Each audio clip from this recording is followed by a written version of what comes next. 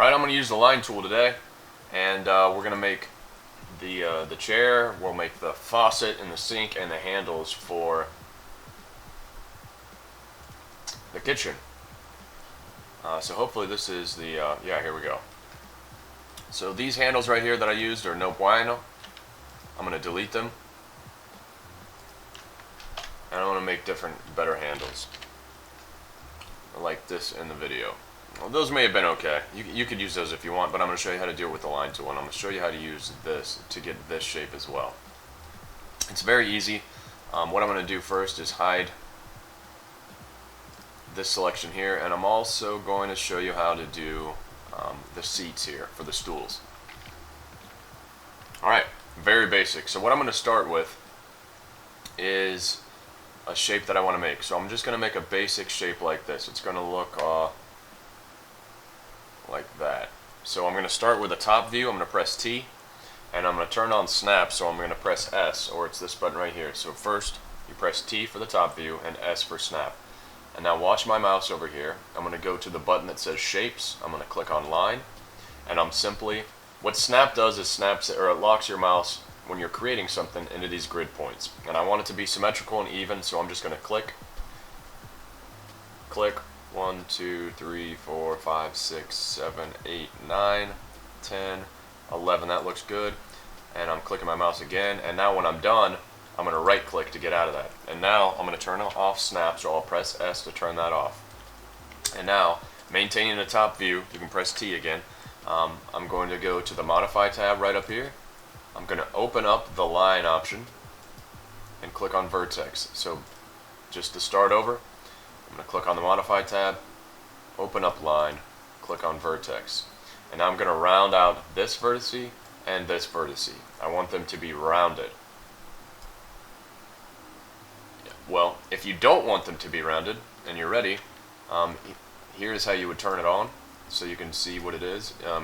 You open up rendering, you check these first two boxes, and right now you see you have a skinny radial object. I can increase the thickness and it gets bigger, more round.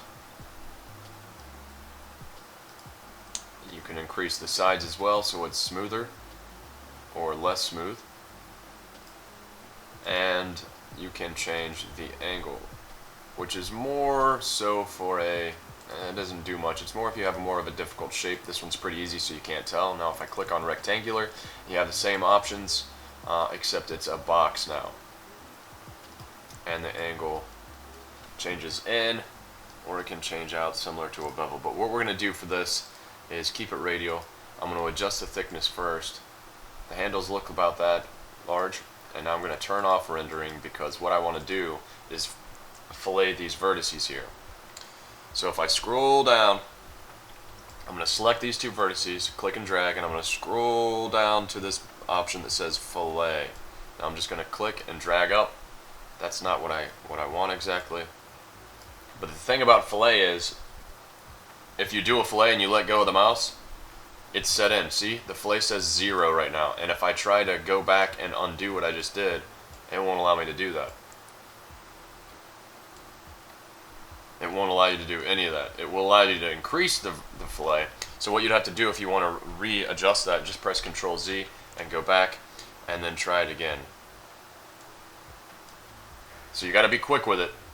Alright, I'm going to stop there, and I'm going to turn back on the rendering options, and I'm going to check the picture, and it might be a little bit thinner than that, so maybe that's what I would do. Okay, now I'm going to move on to the faucet head. So I'm going to turn this back on.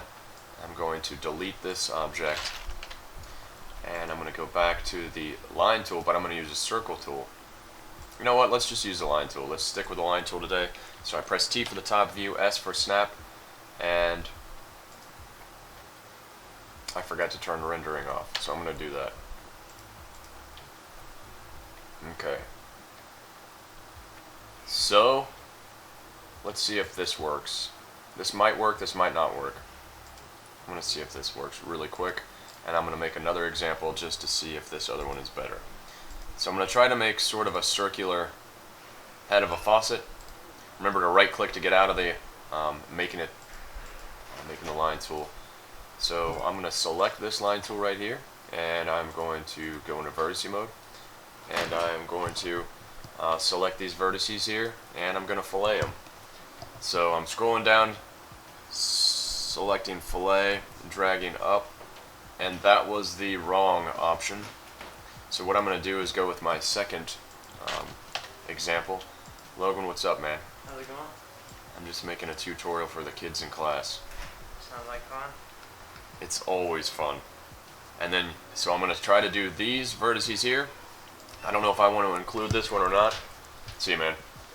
But I'm going to try it, so I'm going to click these three vertices and I'm going to drag the fillet. That looks like what I wanted to do, so that is probably the way to go for the faucet head. So rather than starting with a triangle, I'm going to do that. Okay, so now scroll up, turn on rendering here in viewport. I'm going to check the picture. It's probably thicker than that, so I'm going to increase the thickness.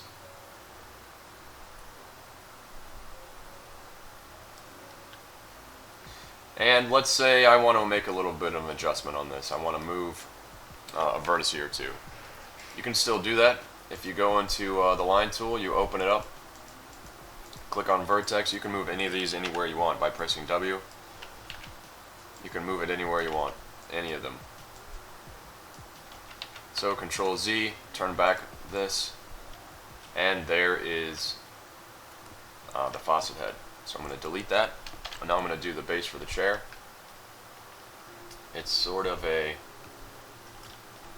looks kind of like a triangle-ish shape. So I'm going to turn snap on and press T. So press T and press S for snap. Make sure you turn off the renderer. Okay, so I'm going to start with a wide base. Whoops. Click, click, and now I'm going to go in a little bit and down and close that off. Close spline, yes. You always want to close spline. So I'm going to press S now and turn the snap off, and I'm going to go inside of the line and click the vertices. And now if I look back at the image, I believe that all of the corners are rounded except for this. So I just want to round this side, and this side. And you notice the rounded edges are different. These have a smaller radius as this. That's a pretty big radius right there. That's a really small radius on the fillet. So I'm going to do the two bottom first.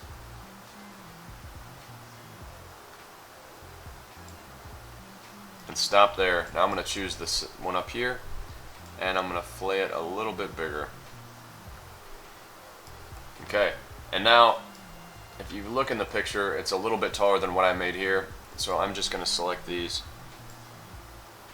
and drag it down. That's okay there.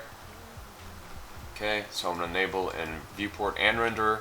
The picture is a lot thinner than that, so I'm going to change the thickness down. And now what I want to do is just double check. I think it might be thinner than that. Now I'm going to turn it into an editable poly so I can add a material to it.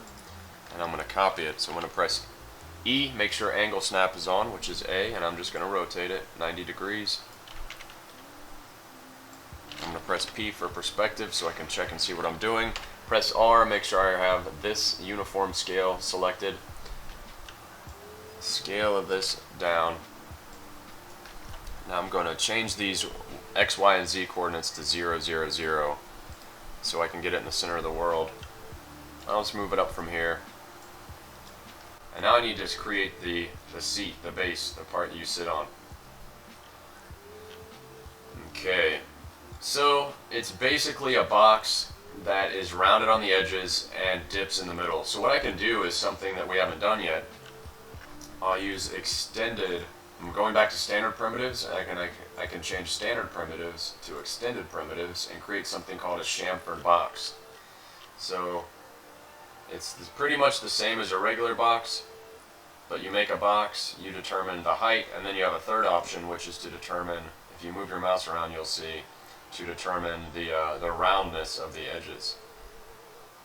So I want it to be probably like that, and I want it to be thinner, so I'm going to scale it down now. And I'm going to add some segments so I can add an FFD box to it and pull the middle down so it's rounded. So these are nice, probably 9 here, and then there. That's all I'm going to do. And I'm going to double check my proportions. That seems about right. I'm going to add an FFD to it, so I click on the modifier list. FFD is right here. We've done this in the past, so you should be good on that. And click on the control points, and I'm going to move them down.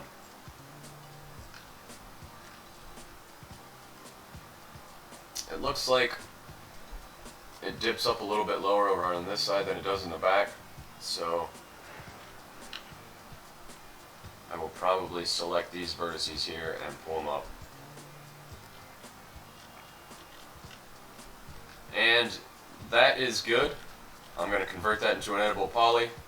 I would add a black material to it, and then I would probably find a material that is, and I just added a black color here, not material, but I would add a black material to it, and then move it up so it's resting on top.